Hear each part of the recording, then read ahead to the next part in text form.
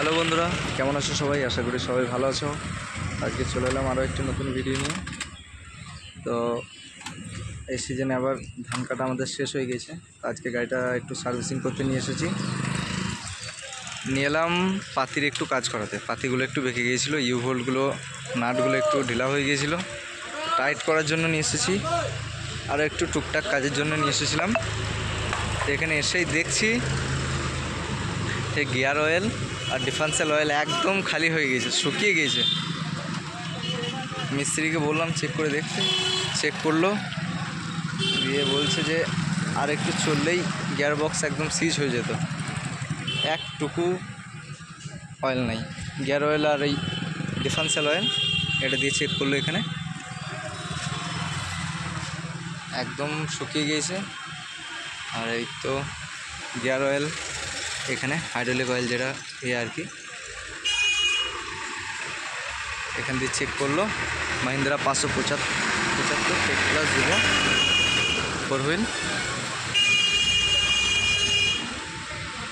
দেখাই যাক কি হয়, আরও কি সমস্যা আছে নাকি। আগে প্রথমে এই কাজগুলো করাই।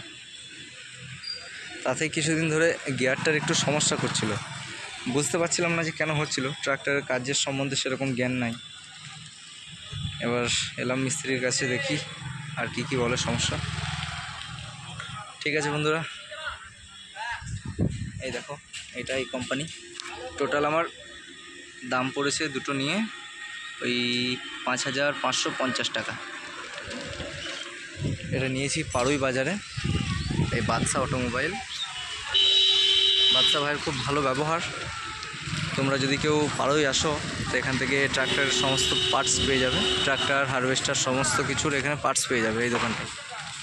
এটা হচ্ছে বাতিকা রোড, পাড়ুই বাজার। এটা পাড়ুই মাদ্রাসা। এটা হচ্ছে বাদশা ভাইয়ের দোকান, বাদশা অটোমোবাইল। আর এটা বাদশা ভাইয়ের গ্যারেজ। এই মিস্ত্রি খুব ভালো ব্যবহার মিস্ত্রির। ওই যে হাতে একটা কি ধরে আছে, এই যে মিস্ত্রি, খুব ভালো ব্যবহার। এনার মানসিকতা খুব ভালো।